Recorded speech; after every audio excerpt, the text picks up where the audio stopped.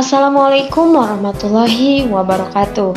Hai, kembali lagi bersama saya, Siti Nur Jamilah, mahasiswi dari Sekolah Tinggi Ilmu Ekonomi Latifah Mubarakiyah dari Prodi Manajemen Kelas Manajemen 2D dengan nomor NPM 2101116.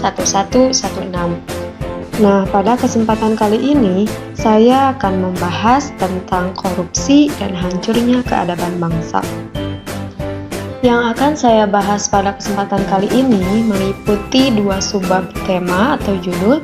Yang pertama, redupnya masa depan bangsa dan kemiskinan struktural.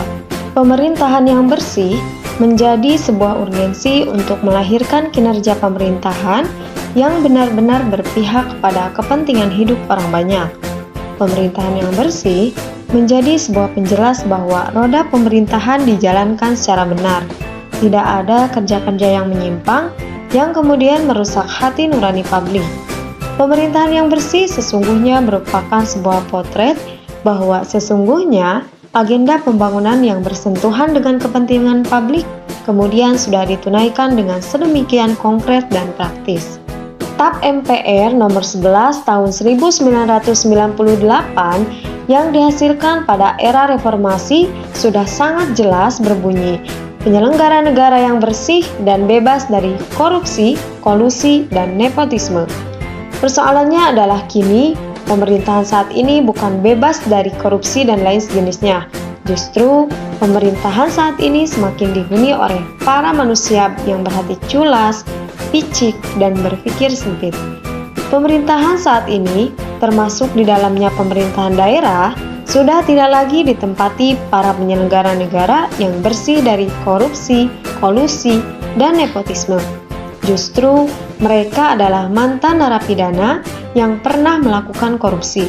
Dengan kata lain, para kepala daerah mempromosikan sejumlah pegawai negeri sipil yang sebelumnya menjadi terpidana korupsi. Nah, ada beberapa indikator yang menandakan bangsa menjadi redup dalam meraih cita-cita masa depan. Di antaranya, yang pertama, hilangnya keinginan untuk berbuat yang lebih baik. Mengapa bangsa ini tidak dan belum mampu keluar dari berbagai persoalan, mulai dari lemahnya penegakan hukum, ekonomi yang lebih mendukung kaum kaya, dan lain seterusnya. Ini kemudian berjalan dengan hilangnya keinginan untuk berbuat yang lebih baik. Para pemimpin di Republik tercinta ini sudah tak mampu memberikan kerja-kerja pembangunan yang berkedaulatan dan bermartabat. Para pemimpin telah menggadaikan idealismenya untuk sebuah tujuan sempit dan kerdil. Para penyelenggara kepentingan hidup orang banyak lebih mengedepankan pada upaya diri untuk melakukan kebohongan dan pembohongan publik dengan cara melahirkan kebijakan-kebijakan yang salah arah dan tujuan. Kemudian yang kedua, pragmatisme dan primordialisme. Bangsa yang kian susah beralih kencang untuk mencapai harapan yang lebih baik adalah karena para pemimpinnya sudah sangat pragmatis dan primordial.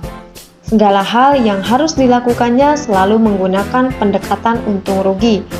Untung rugi pun kemudian lebih kepada pribadi dan golongan. Selama itu memberikan sesuatu yang bermanfaat bagi pribadi dan golongan, para penyelenggara publik selanjutnya akan bekerja. Kondisi ini memang sangat ironis. Bagaimana akan bisa mengerjakan kerja-kerja kerakyatan dan kebangsaan ketika ukuran dalam menunaikan setiap pekerjaan sangat sempit dan kerdil. Berbuat sesuatu atas nama rakyat dan bangsa, kemudian berdekatan dengan bagaimana sesuatu itu membawa kebermanfaatan sektoral. Kondisi ini merumitkan perjalanan negeri ini ke depan. Tak akan pernah ada sebuah pengelolaan negara dan negeri yang benar-benar sehat.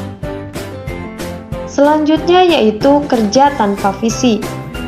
Nah, ketika penyelenggara publik bekerja tanpa visi, jangan berpikir dengan harapan tinggi agar ada sebuah perbaikan bagi peningkatan kualitas hidup rakyat.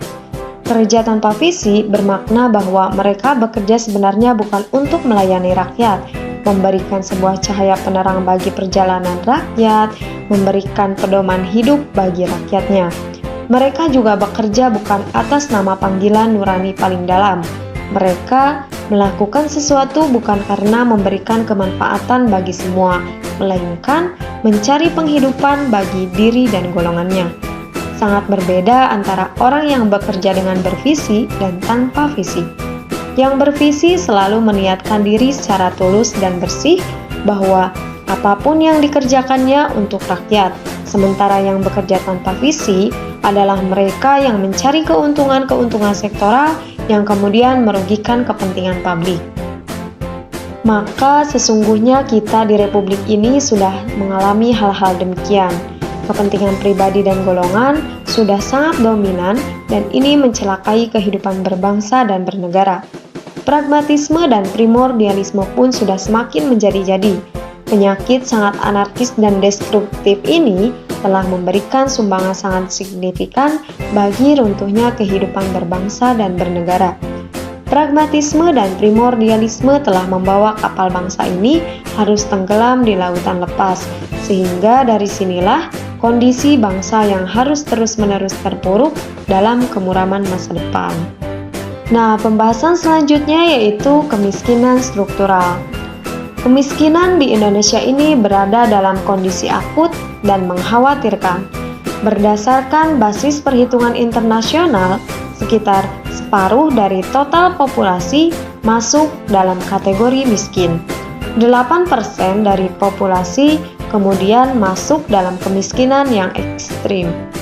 Masih menurut garis kemiskinan internasional, yakni $2 Amerika Serikat, paritas daya beli atau purchasing power parity per jiwa per hari, ada 110 juta jiwa lebih atau sekitar setengah dari populasi yang hidup tidak layak.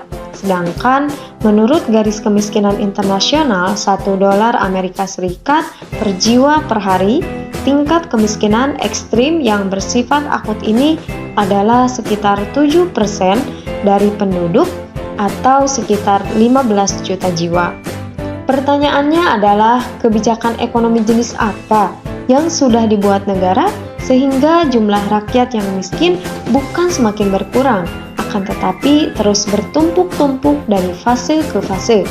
Mengapa negara tetap mempertahankan pola-pola kebijakan yang sangat mencekik rakyat, bukannya menjadikan kebijakan ekonomi di fase pemerintahan sebelumnya sebagai pelajaran yang sangat berharga di masa depan? Jangan sampai jatuh dalam lubang yang sama, yang tidak merubah keadaan menjadi lebih baik dan lebih baik lagi.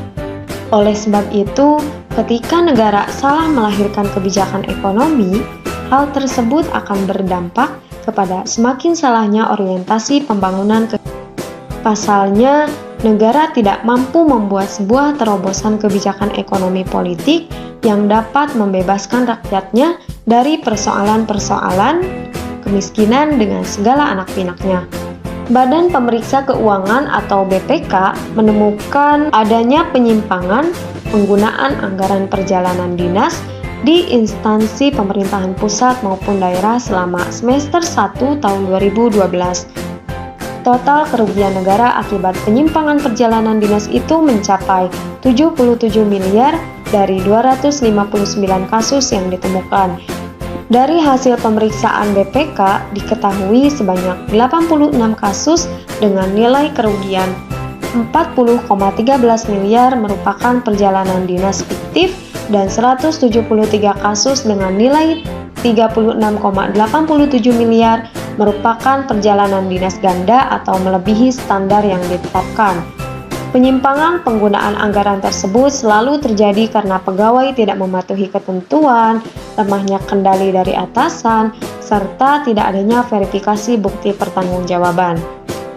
Temuan BPK pada tahun 2011 juga merilis bahwa ternyata telah terjadi pemborosan hingga 40% atau 7,2 triliun dari biaya perjalanan dinas kementerian atau lembaga pada 2011 yang mencapai 18 triliun. Hasil pemeriksaan BPK selanjutnya menegaskan bahwa ada 3 kementerian dengan angka dugaan penyelewengan yang sangat mencengangkan. Kemiskinan struktural mampu direduksi dan dihilangkan ketika setiap kebijakan negara yang akan diproduksi selalu menjadikan kehidupan rakyatnya sebagai basis pertimbangan. apakah ini merugikan ataukah menguntungkan kepentingan hidup orang banyak. Mungkin sekian yang dapat saya sampaikan. Terima kasih atas perhatiannya. Wassalamualaikum warahmatullahi wabarakatuh.